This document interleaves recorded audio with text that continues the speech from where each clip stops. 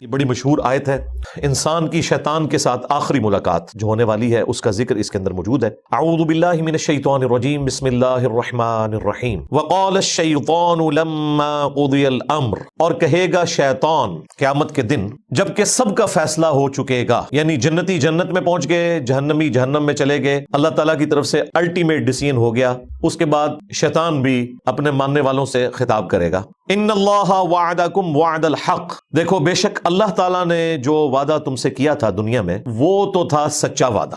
کیا وعدہ تھا؟ کہ جو میرے نبیوں کی پیروی کرے گا میں اسے ہمیشہ کی جنتوں میں داخل کروں گا، اور جو انبیاء کی نافرمانی کرے گا اس کا ٹھکانہ الٹیمیٹلی جہنم کی آگ ہونے والی ہے۔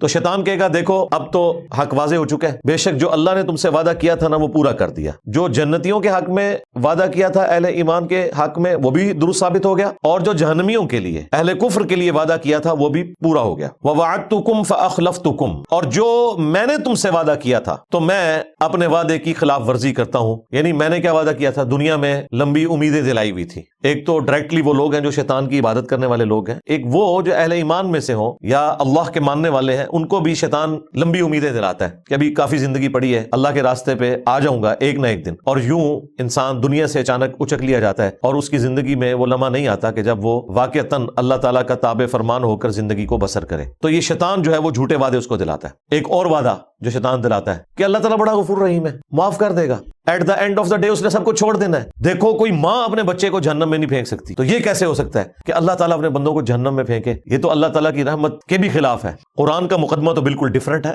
کتاب بات ہی کچھ اور کر رہی ہے، کوئی لگی لپٹی بات نہیں، ڈائریکٹلی ہے کہ مانو گے بچ جاؤ گے، نہیں مانو گے تو مارے جاؤ گے۔ لیکن شیطان پھر جو غلط امیدیں لوگوں کو دلاتا ہے، اور یہ امید کبھی وہ شخص نہیں اس کے پیچھے چلے گا، اس جعلی اور جھوٹی امید کے پیچھے، جس نے قرآن پڑھا ہوا ہے، الا یہ کہ کوئی آنکھیں بند کر لے، ورنہ قرآن کا مقدمہ بالکل ون سائیڈڈ ہے۔ قرآن پڑھنے والا کبھی بھی اس رزلٹ پہ نہیں پہنچے گا کہ اللہ تعالیٰ نے سب کو چھوڑ ہی دینا ہے۔ یہ تھوڑی بہت جو گنجائشیں نکلتی ہیں وہ بھی احادیث میں نکلتی ہیں، وہ بھی کسی درجے میں۔ جو پبلک کے اندر دین چل رہا ہے وہ نہ قرآن میں ہے نہ حدیث کے اندر موجود ہے۔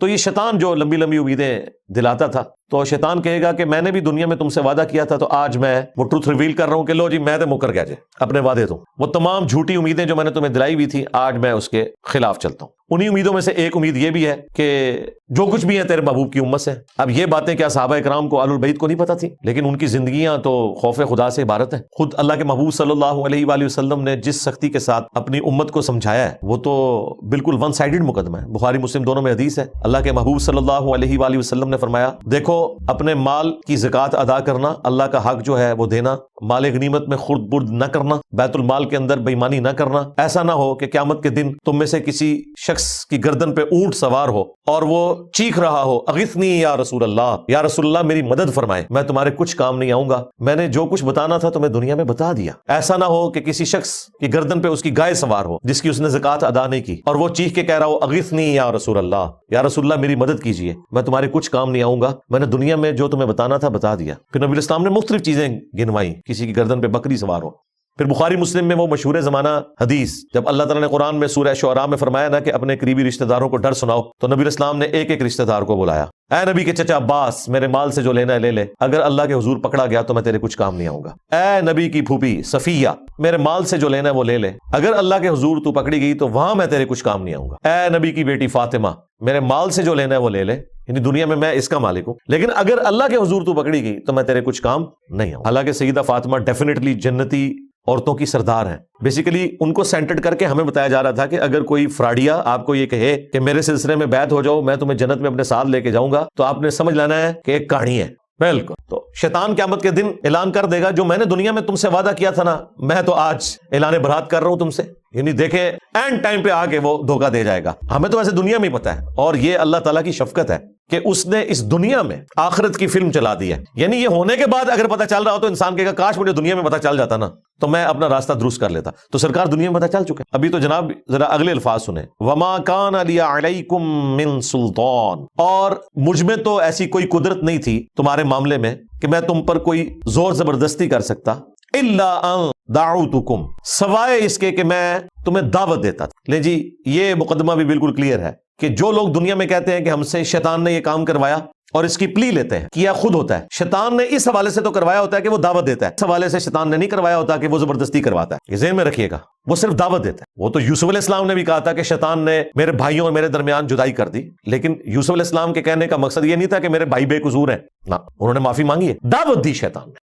تو شیطان صرف دعوت دیتا تھا دنیا میں، زور کوئی نہیں تھا۔ اس کو میں ایک مثال سے سمجھاتا ہوں اکثر، کہ اگر زمین و آسمان کے سارے شیاطین مل کے سب سے بڑے بے نمازی کو بھی نماز پڑھنے سے روکنا چاہیں، اور دوسری طرف گورنمنٹ کی طرف سے اناؤنسمنٹ ہو جو مسجد کی پہلی صف میں جماعت سے نماز ادا کرے گا اسے $1000 دیے جائیں گے، دوسری صف والے کو $500، تیسری صف والے کو $300، تو سارے شیاطین مل کے بھی ایک بے نمازی کی نماز نہیں چھڑوا سکتے۔ پھر وہ شیطان کا زور کہاں چلا گیا؟ اس وقت بھی شیطان دعوت دے رہا ہوگا، لیکن جب انسان کو اپنا نفع نقد نظر آ رہا ہے نا، تو شیطان تشائی کوئی نہیں سرکار۔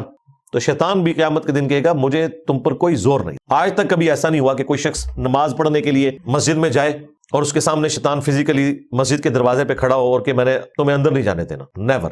اور یہ بھی نہیں ہوگا کہ اذان کی آواز سن کر آٹومیٹکلی آپ کے قدم مسجد کی طرف چل پڑے، وہ اللہ نے آپ کو اختیار دیا ہوا ہے، اسی کے بدلے آپ کو جنت ملنے والی ہے۔ شیطان قیامت کے دن کہے گا کہ میرا کوئی زور نہیں سوائے اس کے کہ میں نے تمہیں دعوت دی تھی، فاستجبتم لی، پس تم نے میری دعوت قبول کر لی۔ یعنی دعوت مؤذن بھی دے رہا تھا اذان کے ذریعے مسجد میں، اور دل سے بھی سگنل آ رہے تھے۔ انسان کی اپنی انسٹنکٹ کے اندر موجود ہے، جھوٹ بولنا برا ہے، سچ بولنا اچھا ہے، یہ ہر انسان کو پتا ہے۔ کسی کو دھوکہ دینا برا ہے، کسی کے ساتھ خیر خواہی کرنا اچھا ہے۔ یہ جو قرآن کی تعلیمات ہیں، انبیاء کرام کی جو وحی ہے، یہ تو نور علی نور ہے۔ آلریڈی ہماری انسٹنکٹ کے اندر نور موجود ہے اچھائی اور برائی میں تمیز کرنے کا، انبیاء کی دعوت کے بغیر بھی موجود، لیکن یہ انبیاء کی دعوت کے ذریعے اللہ تعالیٰ نے حجت تمام کی ہے کہ کوئی شخص قیامت کے دن، سورہ النساء میں آتا ہے نا کہ ہم نے رسولوں کو، انبیاء کو اس لیے بھیجا کہ اللہ کے خلاف کوئی حجت نہ قائم کر سکے رسولوں کے آنے کے بعد۔ فلا تلومونی، تو آج کے دن مجھے ملامت مت کرو، مجھے برا نہ کہو۔ شیطان کہہ رہے ہیں میرے خلاف بھی کلپ نہیں ریکارڈ کرانا، کلپ ریکارڈ کروانا ہے تو وَلُومُوا أَنفُسَكُمْ، اپنے آپ کو ملامت کرو، آج مجھے ملامت نہ کرو، اپنی جان کو ملامت کرو۔ ما انا بمصرخکم، میں آج کے دن تمہاری کوئی فریاد نہیں سن سکتا، کوئی مشکل کشائی تمہارے ساتھ نہیں کر سکتا۔ وما انتم بمصرخی، اور نہ تم کوئی میری مدد کر سکتے ہو۔ دیکھ لیں بالکل اس نے سب کچھ چھوڑ دیا۔ اگر کوئی امید بھی تھی کسی شیطان کے اوپر تو وہ بھی ختم ہو گئی۔ بزرگوں کے بارے میں بھی آیا ہوا ہے سورۃ الاعراف کے اندر کہ جب کبھی بھی کوئی امت جہنم میں داخل کی جائے گی تو وہ اپنے بزرگوں کے اوپر لعنت بھیجے گی اور کہے گی اے اللہ ہمارے بزرگوں کو ڈبل عذاب دے کہ ان کی وجہ سے ہم گمراہ ہوئے۔ اللہ تعالیٰ فرمائے گا تم دونوں کے لیے ڈبل عذاب ہے۔ انی کفرت بما اشرکتمونی، بے شک میں کفر کرتا ہوں، اس معاملے میں انکار کرتا ہوں جو تم میرے ساتھ شریک ٹھہرایا کرتے تھے، من قبل، آج سے پہلے، یعنی میں اس کا بھی انکار کرتا ہوں۔ تم نے اپنا بیڑا غرق خود کیا، اگر تم نے مجھے شریک ٹھہرایا اللہ کے مقابلے پہ، اپنی نفسانی خواہشات کو شریک ٹھہرایا، تو میں اس سے بھی انکاری ہوں، میرا کوئی لینا دینا نہیں، میں نے تو صرف دعوت دی تھی، برائی پہ تم خود چلے۔ اگر تم نے اللہ کے مقابلے پہ مجھے کھڑا کیا تو مجرم تم ہو، میں اعلان برات کرتا ہوں۔ ان الظالمین لہم عذاب علیم، بے شک جو ظالم ہے ان کے لیے دردناک عذاب ہے۔ جن پہ تکیہ تھا وہی پتے ہوا دینے لگے، شیطان کے اوپر تکیہ کر کے بیٹھے ہوئے تھے، شیطان کے ایجنٹوں کے اوپر تکیہ کر کے بیٹھے ہوئے تھے، جن بزرگوں کے اوپر تکیہ کر کے بیٹھے ہوئے تھے وہ تو خود جہنم میں پہنچ گئے۔ یہ جو سورہ ابراہیم کی آیت نمبر 22، یہ آلموسٹ میں نے آدھا گھنٹہ اس کے اوپر گفتگو کی ہے، صرف اس لیے کہ یہ قرآن حکیم میں اہم ترین مقام ہے۔ شیطان کے حوالے سے جو مارکیٹ کے اندر عقائد اور نظریات پھیلے ہوئے ہیں نا، ایک آیت ان تمام عقائد اور نظریات کو غلط ثابت کر دیتے۔ اکثر لوگ اپنے گناہوں کا، اپنے جرائم کا وبال شیطان کے اوپر ڈالتے ہیں۔ یہاں اللہ تعالیٰ نے الٹیمیٹلی شیطان نے جو ٹروتھ ریویل کرنا ہے قیامت کے دن وہ دنیا میں بتا دیا ہے۔ اس کے باوجود اگر کوئی شخص اپنی برائی کو شیطان کے اوپر ڈالتا ہے تو وہ اپنے آپ کو دھوکہ دے رہا ہے۔ دعوت دونوں طرف سے آ رہی ہے، آپ کوئی اچھائی کا کام کریں، اندر سے آپ کو تھپکی ملتی ہے کہ بڑا اچھا کام کیا، اگرچہ آپ کو اس کے لیے مشقت بھی اٹھانی پڑے، لیکن دل سکون پکڑتا ہے کہ یار نہیں یہی کرنا چاہیے تھا، خیر ہے اللہ تعالیٰ اجر دینے والا ہے۔ یہ فرشتے کے ذریعے تھپکی ملتی ہے۔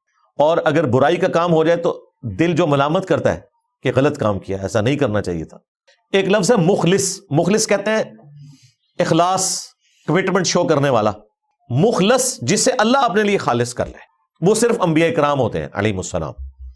لہٰذا قصہ آدم اور ابلیس میں جہاں کہیں شیطان کا یہ جملہ آتا ہے نا کہ میں تیرے بندوں کو گمراہ کر دوں گا سوائے ان کے کہ جو تیرے مخلص بندے ہوں گے، وہاں مخلص بندوں سے مراد صرف انبیاء ہے۔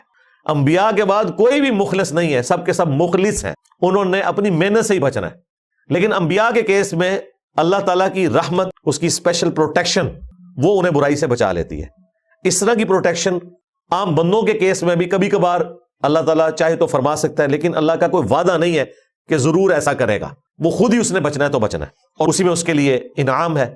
تو جن کے اوپر آخرت کی حقیقت کھل چکی ہوتی ہے، اللہ تعالیٰ کے عذاب کی حقیقت کھل چکی ہوتی ہے، وہ بچ جاتے ہیں پھر اس طرح کی چیزوں سے۔ اللہم اجرنا من النار، سبحانک اللہم وبحمدک، اشہد ان لا الہ الا انت، استغفرک واتوب الیک، وما علینا الا البلاغ المبین۔